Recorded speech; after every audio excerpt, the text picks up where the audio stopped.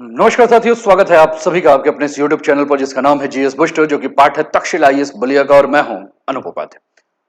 साथियों, क्या कैलाश मानसरोवर यात्रा अब सिर्फ आस्था का विषय नहीं रही, बल्कि एशिया के सबसे संवेदनशील जियोपॉलिटिक्स का केंद्र बन चुकी है। नेपाल का सीधा संदेश है कि लिपु लेक से यात्रा नहीं होगी, ये हमारी जमीन है। तो अब बड़ा सवाल यह है कि क्या यह सिर्फ एक साधारण सीमा विवाद है या इसके पीछे चल रहा भारत चीन नेपाल के बीच शक्ति संतुलन का बड़ा खेल है। क्योंकि जहां आस्था मिलती है रणनीति से, वहां सिर्फ यात्रा नहीं होती, इतिहास लिखा जाता है। आज हम इस पूरे मुद्दे को समझेंगे, तथ्यों को गहरी जियोपॉलिटिक्स के साथ और उस भविष्य के साथ जो पूरे दक्षिण एशिया की दिशा को तय कर सकता है।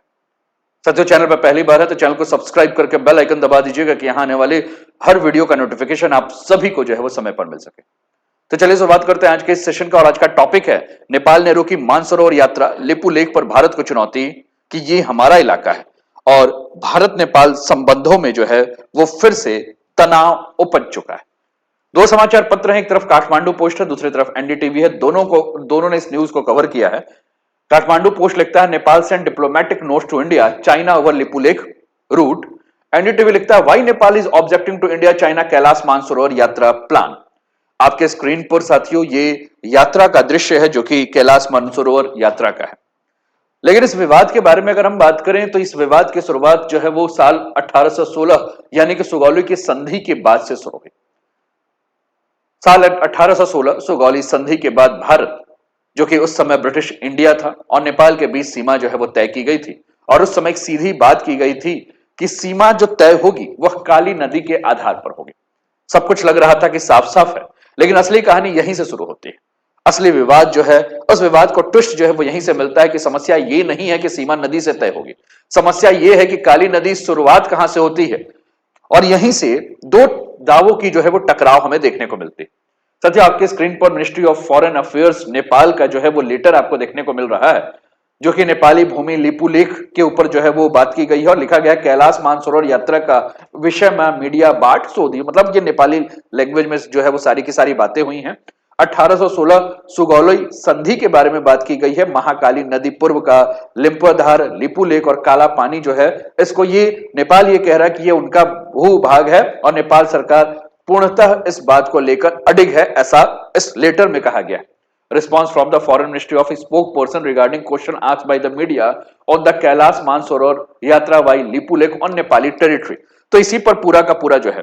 अब साथियों, भारत सीधे ये कहता है कि नदी का जो उद्गम है वह ईस्टर्न स्ट्रीम से है, और नेपाल कहता है कि नदी का जो वेस्टर्न उद्गम है वो वेस्टर्न स्ट्रीम को माना जाएगा। यानी कि वेस्टर्न स्ट्रीम की बात करें तो लिम्पियो धारा के बारे में बात किया जा रहा है। और अगर उद्गम बदल जाता है तो पूरी सीमा की लाइन जो है वो बदल जाती है।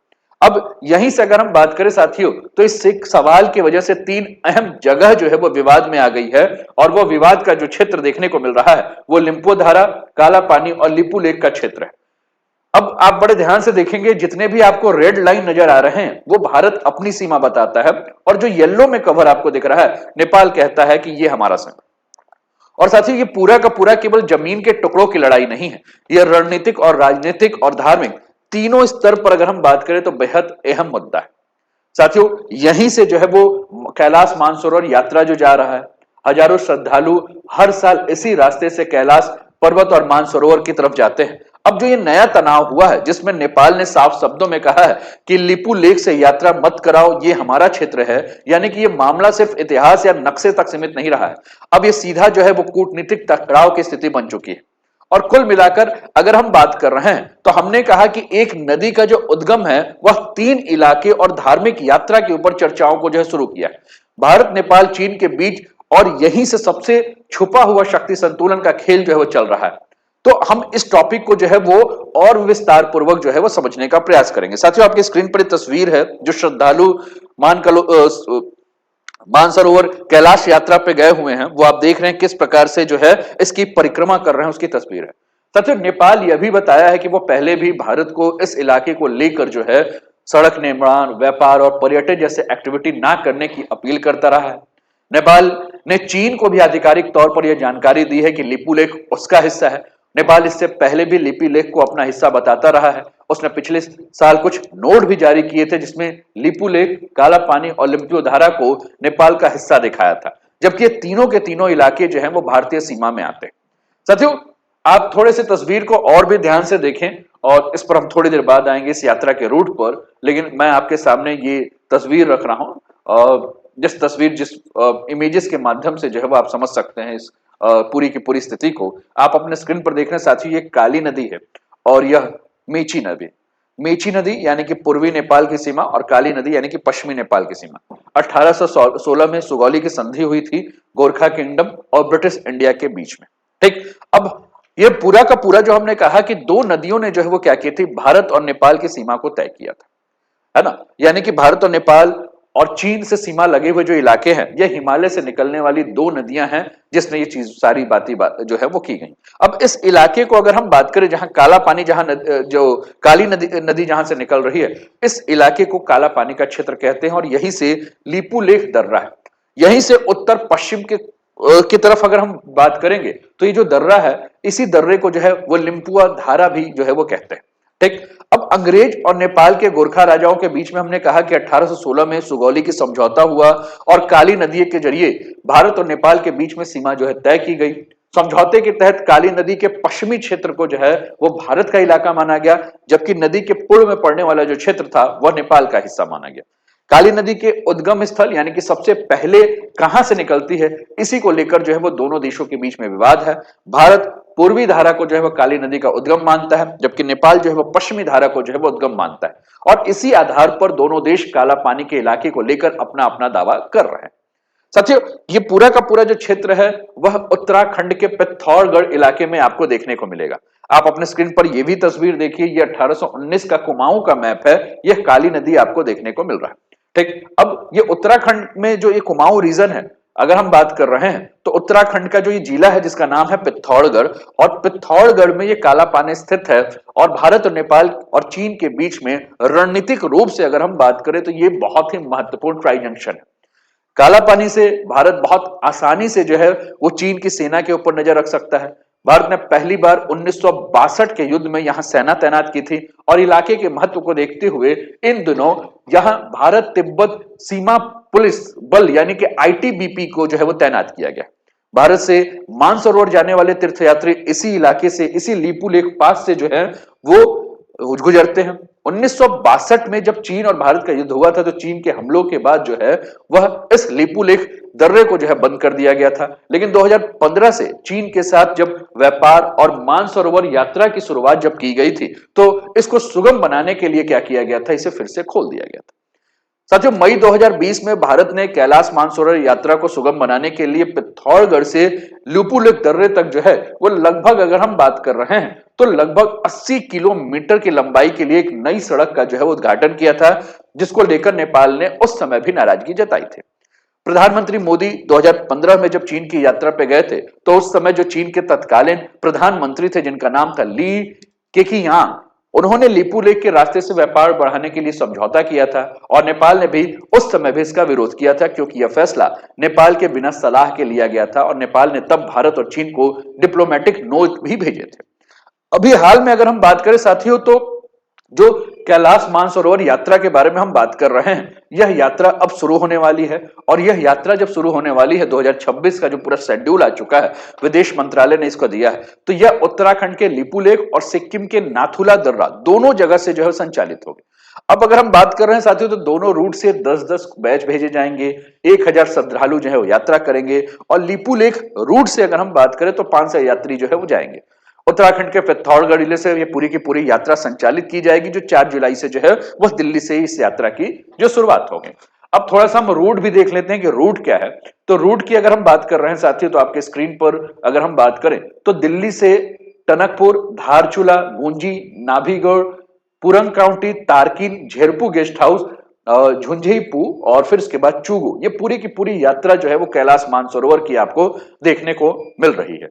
इसके अलावा अगर हम बात करें तो वापसी के रूट की अगर हम बात करें तो फिर वापसी का जो रूट है वो 818 किलोमीटर की पूरी यात्रा है और इस यात्रा के बारे में अगर हम बात करें तो चूगू से बुधी, चकौड़ी, अल्मोड़ा और फिर नई दिल्ली की पूरी यात्रा देखने को मिल रही है। हमने कहा कि कैलाश मानसरोवर के लिए दो रास्ते हैं, एक धारचूला लिपुलेख होते हुए कैलाश मानसरोवर और दूसरा नाथुला की तरफ से आपको देखने को मिलेगा। साथियों, कैलाश मानसरोवर की समुद्र तल से ऊंचाई अगर हम बात करें कि तो 21.77 हजार फीट है। उत्तराखंड के लिपुलेख से कैलाश मानसरोवर की अगर हम दूरी की बात करें तो 65 किलोमीटर है। सिक्किम के नाथुला से कैलाश मानसरोवर की बात करें तो 802 किलोमीटर की जो दूरी है। और भारतीयों के लिए कैलाश मानसरोवर जाने का जो तीसरा रास्ता है वो नेपाल की राजधानी काठमांडू से कैलाश मानसरोवर की है, जो कि 500 किलोमीटर की है। कुल मिलाकर अगर हम बात कर रहे हैं तो तीन रास्ते आपको देखने को मिलेंगे। साथियों, कैलाश पर्वत के बारे में अगर हम बात करें तो हिंदू धर्म के 4 वेदों में से एक ऋग्वेद के मंडल 10 सूक्त में 121 में कैलाश पर्वत का जिक्र है और इसमें हिमवंतों का इस्तेमाल हिमालय के लिए किया गया है। दूसरा अगर हम बात करें तो पौराणिक मान्यता है कि कैलाश पर्वत भगवान शिव का जो निवास स्थान है। जैन धर्म में भगवान ऋषभ देव को यही निर्माण मिला था और बौद्ध ग्रंथ में ब्रह्मांड का केंद्र बिंदु भी जो है वो कैलाश पर्वत को जो है वो बताया गया। ठीक, चलिए आगे बढ़ते हुए और भी मुद्दे को जियो पॉलिटिकली जो है इस मुद्दे को समझते हैं कि किस प्रकार से इंपॉर्टेंट है। तो कुल मिलाकर ये सारी की सारी हमारी जो बातें जो है वो हुई हैं, लेकिन अगर हम जियो पॉलिटिकली अगर हम बात कर रहे हैं साथियों, तो लिपुलेख दर्रा सिर्फ एक दर्रा नहीं है, ये भारत नेपाल चीन का एक ट्राई जंक्शन है, यानी कि तीनों देशों का मिलन बिंदु है। सुरक्षा के दृष्टिकोण से भी अगर हम बात करें तो भारत चीन की गतिविधियों पर जो है वो इसके माध्यम से नजर रखता है। 2020 तक भारत ने स्ट्रेटेजिक कनेक्टिविटी के लिए यहां सड़कें बनाई, इससे सेना का मूवमेंट जो है वो तेज हुआ, युद्ध या तनाव की स्थिति में रिस्पॉन्स टाइम जो है वो कम हो गया। तो कुल मिलाकर अगर हम बात करें तो ये पूरा का पूरा रास्ता धार्मिक और रणनीतिक कॉम्बिनेशन देखने को मिलेगा। कैलाश मानसरोवर यात्रा के लिए इसका इस्तेमाल होता है, तो ये चीजें हम लोग देख रहे हैं। नेपाल के रुख के बारे में बात करें साथियों, तो नेपाल इसे अब सिर्फ सीमा विवाद नहीं बल्कि अपने संप्रभुता का जो है वो प्रश्न बना के रखा हुआ है।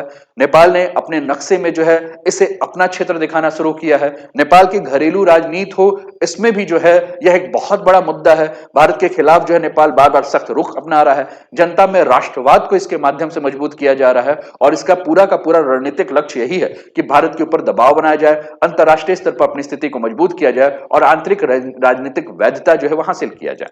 इसके अलावा चीन का फैक्टर भी जो है वो कहीं ना कहीं छुपा हुआ है। चीन इस पूरे विवाद को जो है उसमें बहुत कम अपने आप को जो है वो सामने लाकर दिखा रहा है, लेकिन चीन की रणनीति जो है वो सीधे साफ है कि वह भारत की पहुंच को इस क्षेत्र में सीमित करना चाहता है, क्योंकि उसे पता है कि लिपुलेख दर्रा के माध्यम से भारत उसके ऊपर नजर रख सकता है। और चीन को पता है कि अगर लिपुलेख दर्रा पे विवाद हुआ तो भारत की रणनीतिक पहुंच जो है वो चीन के बॉर्डर तक कमजोर हो जाएगी और इससे चीन लगातार नेपाल में निवेश कर सकता है, इंफ्रास्ट्रक्चर और कनेक्टिविटी बढ़ा सकता है, यानी कि हिमालय के क्षेत्र में भारत का प्रभाव कम और चीन का प्रभाव जो है वो बढ़ जाएगा। तो कुल मिलाकर ये सारी की सारी चीजें जो है, ये सारी बातें हम लोगों ने जो है वो देखी। अंततः मैं यही कहूंगा कि ये सिर्फ सीमा विवाद नहीं है साथियों। सीमा विवाद के अलावा अगर हम बात कर रहे हैं तो यह एक रणनीतिक आस्था और शक्ति संतुलन का भी टकराव है। और आगे क्या हो सकता है इसमें अगर हम कहें तो भारत नेपाल संबंधों के बीच में तनाव हो सकता है। चीन को प्रत्यक्ष जो है इससे लाभ मिलेगा और कैलाश मानसरोवर यात्रा का मार्ग जो है वह भविष्य में भी संवेदनशील रह सकता है। आपको क्या लगता है? आप भी अपने विचारों को जो है वो कमेंट के माध्यम से हम तक पहुंचाएं और कैसा लगा सेशन ये भी बताएं। साथियों, अभी तक चैनल को सब्सक्राइब नहीं किया तो सब्सक्राइब कर दिए, वीडियो को लाइक नहीं किया तो लाइक कर दिए और शेयर नहीं किया तो शेयर कर दिए। अपना ध्यान रखिए, स्वस्थ रहिए, मस्त रहिए, तंदुरुस्त रहिए, हंसते खेलते मुस्कुराते जीवन का आनंद लीजिए। जय हिंद, जय भारत।